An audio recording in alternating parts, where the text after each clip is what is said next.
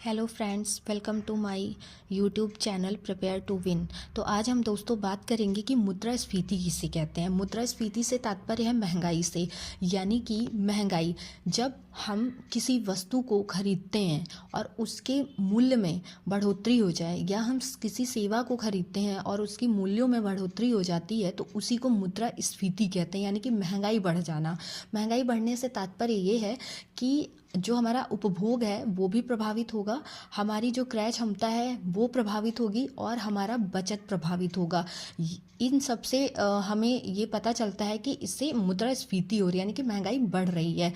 उपभोग हमारा कैसे प्रभावित होता है दोस्तों, जैसे कि हम 1 रुपए की पहले 2 टॉफ़ियाँ हमें या 4 टॉफ़ियाँ मिला करती थी, और अभी हम 1 रुपए की टॉफ़ी लेते तो एक ही मिलती है हमें। तो इससे हमारा क्या हो रहा है कि हम जो उपभोग कर रहे हैं तो हम एक में ही काम चला रहे हैं।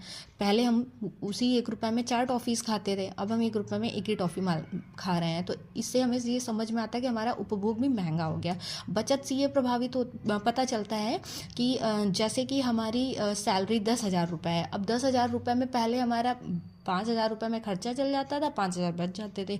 अभी क्या हो रहा है कि वो 10,000 हमारे पता ही नहीं चल रहे हैं कहाँ जा रहे हैं, इतना चीज़ें महंगी हो चुकी हैं।